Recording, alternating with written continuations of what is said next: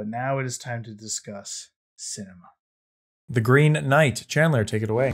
O greatest of kings, let one of your knights try to land a blow against me. Indulge me in this game. The Green Knight is a cinematic retelling of the poem The Green Knight, written by who knows? No one knows. It stars Dev Patel, directed by David Lowery. I was not familiar with the poem before I watched it. Still haven't read the poem. Don't feel I need to.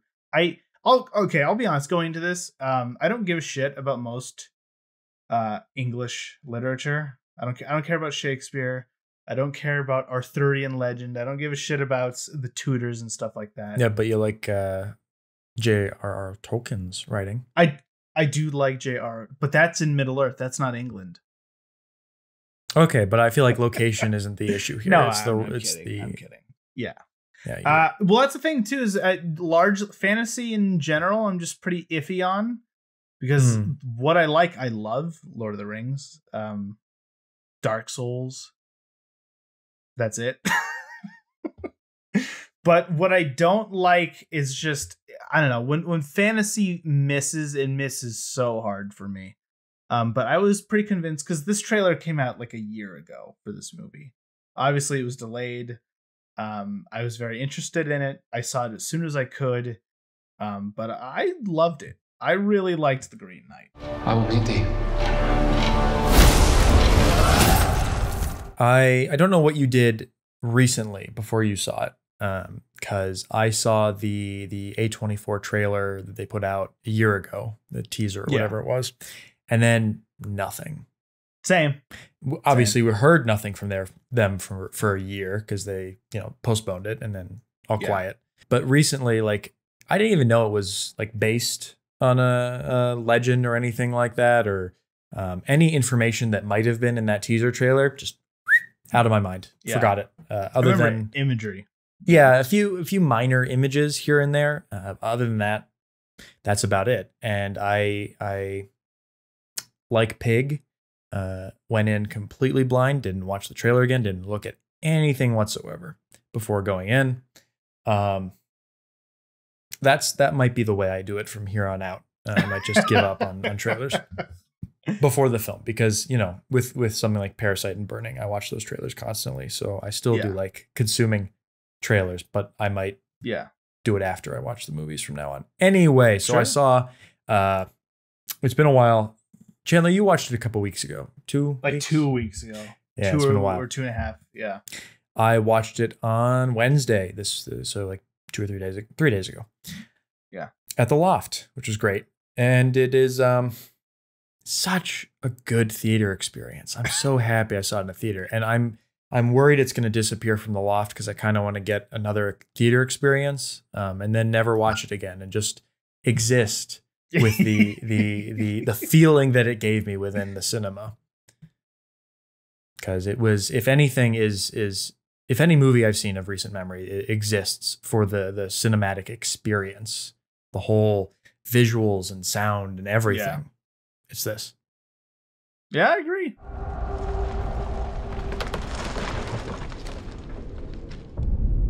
One year hence. Yeah, I tried to see it a second time, but I just didn't get around to it. But I do want to see it before it exits, because it's also one of those movies where, I don't know, maybe after seeing it a full time, you can appreciate it more, because I didn't really know anything about this story. And it wasn't until like really towards the end that it clicked for me. That like ending projection scene, I think, is what really ties a lot of the thematic elements together. I don't want to go straight into spoilers. So we're not going to spoil it yet. But for me, I would say it's interesting that this film has been, the audience score is very divergent from the critic score. And I think it's easy to see why, having watched it with at least some critical eye, whether you're an audience member or critical critic member. Beyond the fact that I really enjoyed the theater experience, I enjoyed watching the film. It wasn't as strong of a film as I think you think it is. Yeah. I think it is a movie that very much is experiential. It's a film that works as kind of like this legend, sort of. So there are parts of it which kind of pass you by, and like, what's the meaning of that? And I can only really come to the conclusion of, well, there is no meaning. It's just, and then this happened, because that's how a lot of legends come to be, where someone's like embellishing on what they're doing. And so there's kind of like this experience to it, but it doesn't go necessarily any deeper with that, with some things. And so ultimately parts of the film felt really like I was invested because of all like the aesthetics and the feeling and the tone and the narrative, honestly. But like having thought about them after the fact, I question their length and the point, and where, you know, you say you want to watch it again to get more out of it. Yeah. I'm not sure there is, at least in some points. There is most certainly more to get out of it. But at some points, there are very specific scenes. Can't get into those. They're later on in the film. That felt like after they were done, I was like, where did the character start the beginning of the scene, and where do they end? And I'm not sure there's any difference that justified the length of some of the sequences. I think a big part of that is like you said, the legend part of it, where it's based on an ancient story, and let's be honest, they're not necessarily as concerned with structure or themes as we are today. So it's kind of like just a lot of this happens and then this happens and then this happens. But I think, like I said, what really brings it all together is that ending, where I'm not going to get into specifics, obviously, but it calls into a question what this was all for. Not what it's about, what it means, but like what the journey that Galahad took was all in service for. And I think that ending kind of propels it a little bit, gives a little bit more thematic resonance to everything before. But the thing is, like, at a certain point, I realized I didn't try to sort of connect the dots. Gawain, yes, not Galahad. Galahad's a different knight. a knight of the Round Table, but also in Gawain. Yeah, so like, I don't know, because it did feel to me early on that these sections were little vignettes. It reminds me a lot of the Odyssey. The Odyssey has a lot of little, like, you know, the stuff with the Cyclops. It's interesting and it's a nice little beat in the story, but you can't necessarily boil down what that Cyclops part like means and fit it into a larger piece. That's something that, like, today when stories do that, I'm not as necessarily in tune with, but just given the historical context, I'm a lot more forgiving, which I'll go exactly against what I'm saying now when we talk about Sancho, but we'll get to that. Little narrative beats. I found most of them very interesting. I really loved that fucking kid who's in like every A24 movie. The Killing of a Sacred Deer kid. I don't know why he's in so many movies. He was fine in this. I like him. He's weird. I like him. He doesn't. I see what you as mean. An actor. Yeah. Well, I just think as an actor, he's take him or leave him. But I don't know why I'm. His accent was pretty inconsistent. I'll give you that. That's fine. Yeah. I like that little bit. I like the bit with the headless woman.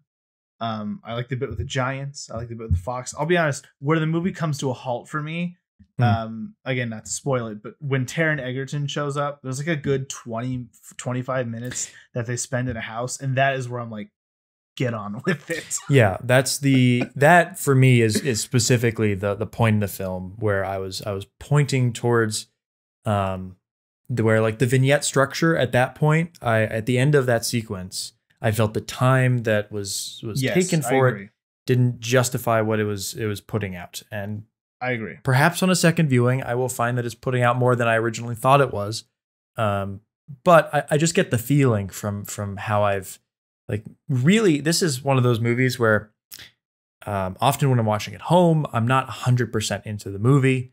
It's hard for me to do that a lot, but this is first time in a while, like even more so than Pig. I was just zoned in on the film to the point where one of my two friends I was watching it with at the loft, they made a little joke near the end about how he doesn't take off his green belt during a certain scene. And I like basically toned it out to the point where like I realized they were laughing, but I was like, shut the fuck up. I'm watching this. I'm trying to experience cinema. Yeah. So it was a great experience. That's the thing that I like really like I took away from it, particularly like the sound design, Skywalker sound. I noticed at the end, and the sound design for some of this, and then the music. Like the music is like a very eclectic kind of like, I almost want to say like semi-modern take on medieval ballads, and it's got like some Christmassy themes in there too, which is really like tone setting and nice.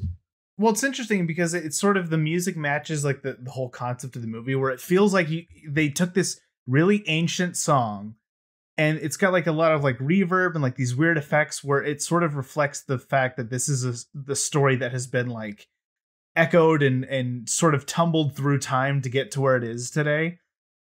It's a very interesting score, and it's just one of those movies where it's been a long time since I've seen a movie where everything was so practical and tactile.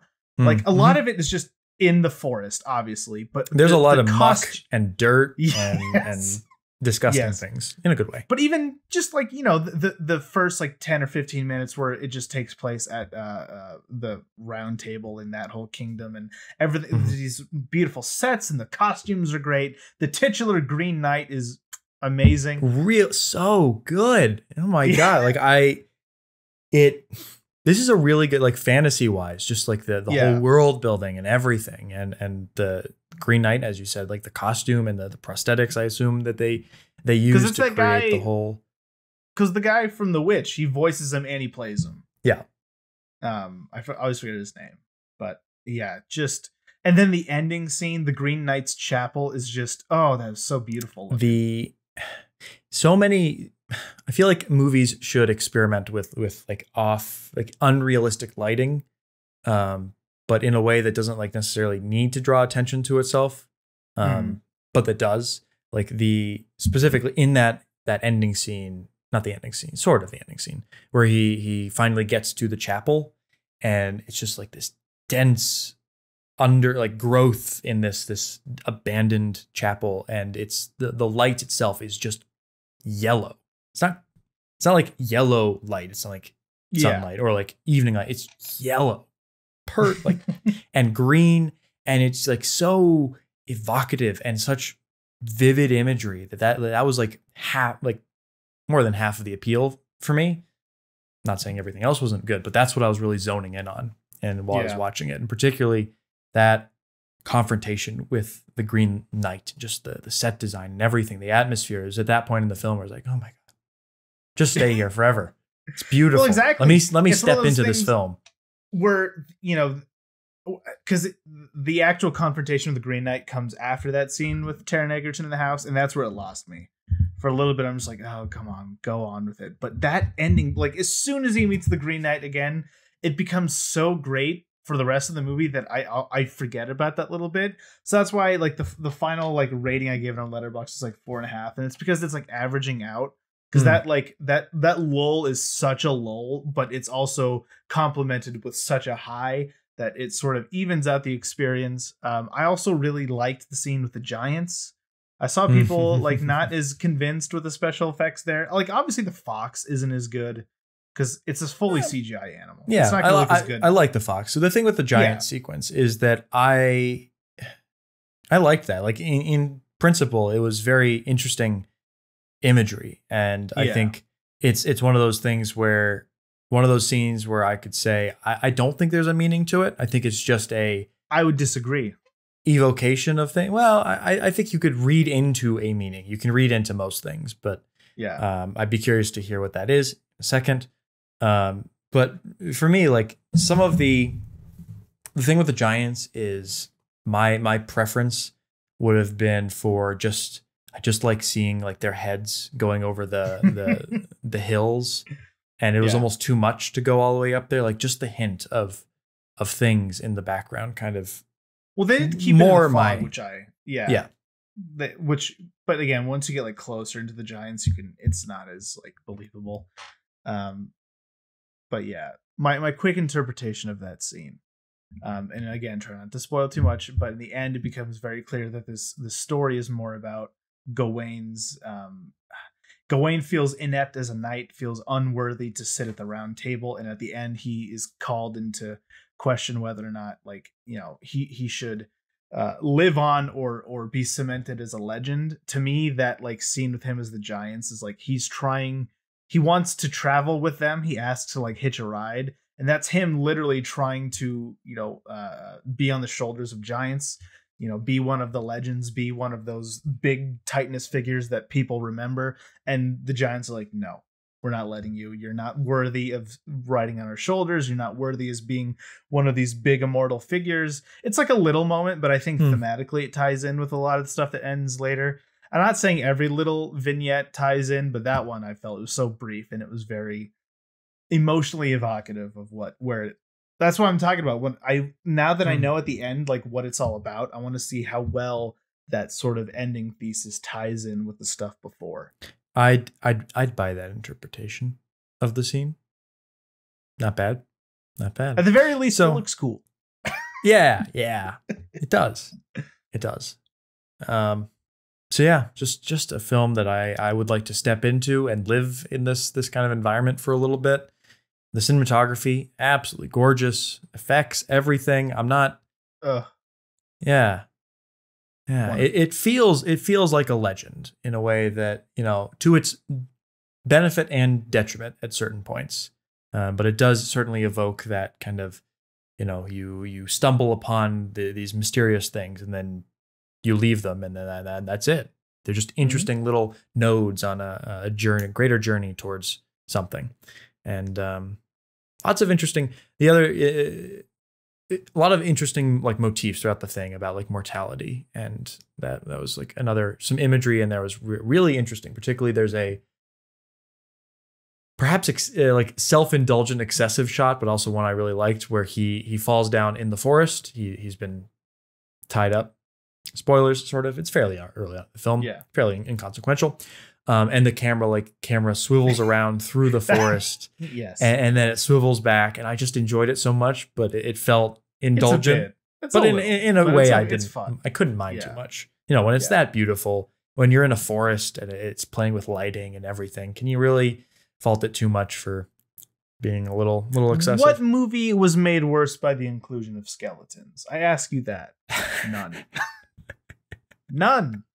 Another year nearly gone already. You must seek him out. Was it not just a game? Perhaps. But it is not complete. Spoiling it real quick, so I just want to get into the ending. I think the ending is great. Spoilers. One other thing I want to note is that I have like a thing I really love. Your spoiler is saying the ending's great. Well, I'm going to go in specifically what happens. Yeah, I know. I'm joking. But I also just want a little footnote here is that one like fantasy concept, fantasy creature that I really enjoy. I fucking love a talking tree. I love talking trees in Lord of the Rings. I love the Ents. I love talking trees in The Legend of Zelda. I really fuck with the imagery of a talking tree, and the Green Knight is one of the best talking trees I think I've ever seen. Or tree-inspired product. Entity. Yeah. Just the way every time he moves his arm and you can just hear all these creaks and moans and croaks in his joints. I loved it so much. The thing with the ending that I will preemptively say this, steal your thunder about talking about the ending first. The very last minute of the film, or so, after you cut to this dream flash forward thing, of which, if you're paying attention, I feel like it's not the hardest thing to get. And I was about 15 seconds into that section of the film, that climactic moment. I was like, how long are they going to keep this up? I was interested. I was a bit. I went from like interested to annoyed, back to interested. Interesting. And then like I had like different moments, and it was more of a like a cerebral reaction than it was any kind of reflection on like the actual quality of the sequence, because I think it was a great sequence altogether at the end of all things. But that last part, I definitely think is the source of a lot of the audience discrepancy between the audience and the critics. And, you know, on initial viewing, I almost was like, at one point I was like, is it going to go there? Is it just going to end? And it's like, it did. Great. And then I was also frustrated by that in a way that I think a lot of audience members were. The fact that, you know, it cuts from this 10-minute or so. It's long. Yeah. Future Gawain sequence. And then it just cuts back to him, takes off the belt, and the Green Knight says, well done. Now off with your head. Which is a great final line. And the more I think about it, the more I'm like that moment is so perfect. Like it's a moment that like, I think that if audience members were to really like sit with it and like know where it was going and not be kind of like clouded by expectation, it would become a lot less problematic than I think in a way that I think is affecting a lot of their scores online and whatever. But yeah, I think that's the source. But that's asking audiences to think about the movie when they leave the theater and then watch it again. Yeah.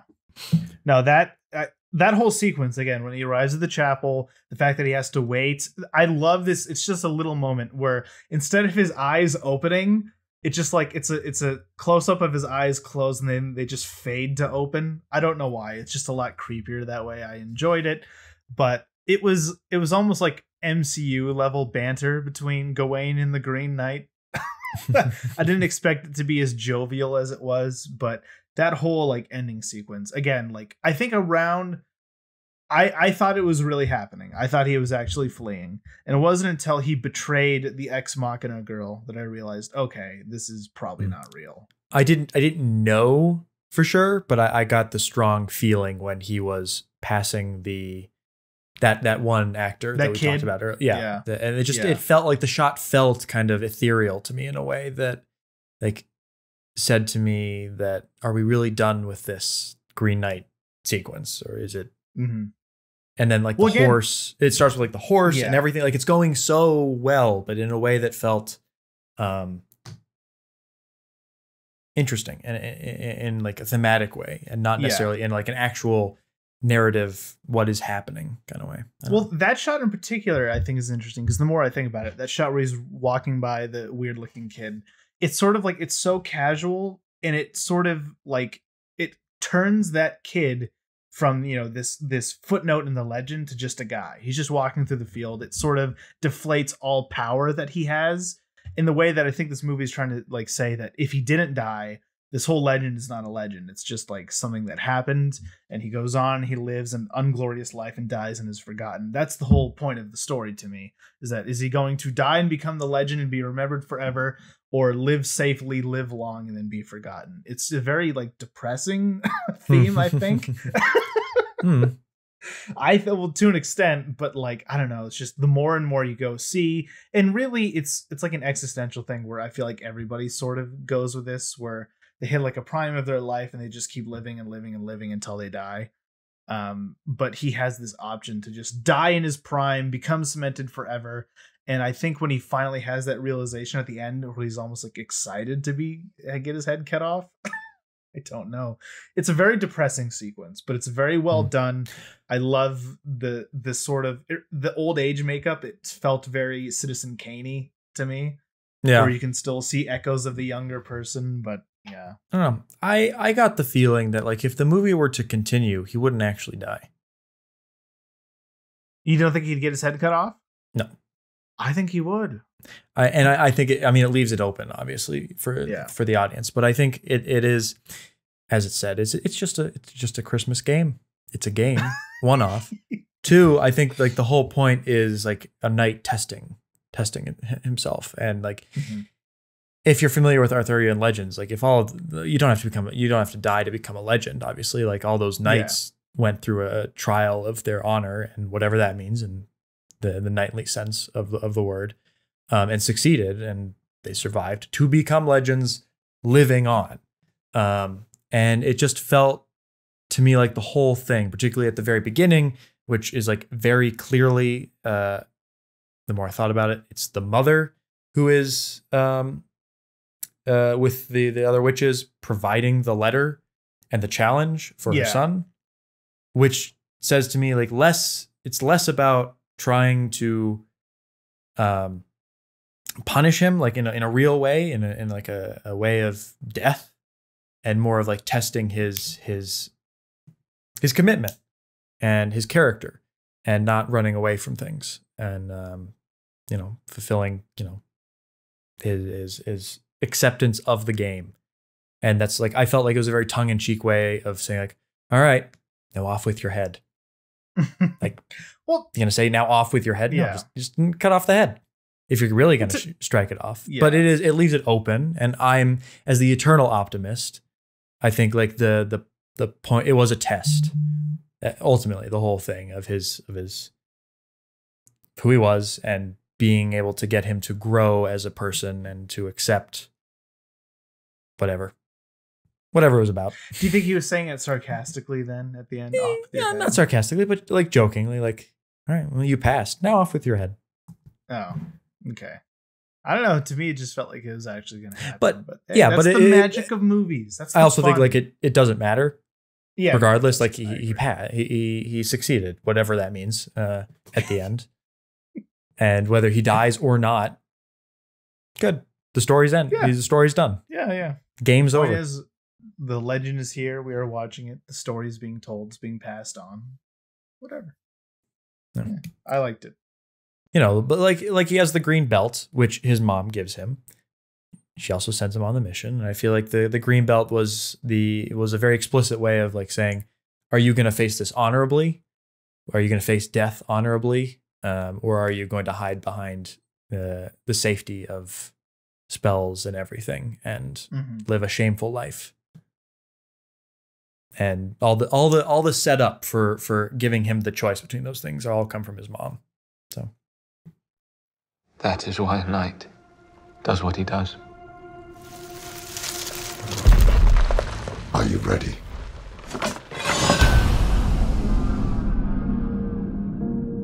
Great point movie. Is it's fun. Yeah, it is fun. It's a lot of fun. It's so much atmosphere. It's currently I love it. I think I don't know if I updated it, but I'm gonna give it like, it's probably my favorite new movie of the year. Favorite 2021 film. Wow. Pretty cool. Sorry, Bosif. Yeah, no. Inside's still my favorite. Simply for the experience of the whole thing. I'll put it above Pig, but I think Pig might be the overall stronger narrative and film. Mm-hmm. But how many catchy songs does Pig have? You have me there. How many cute pigs does the Green Knight have? That's true. The cutest animal it has is a fox, and I think it was gross. The fox sounded like Lupita Nyong'o in Us. Oh no.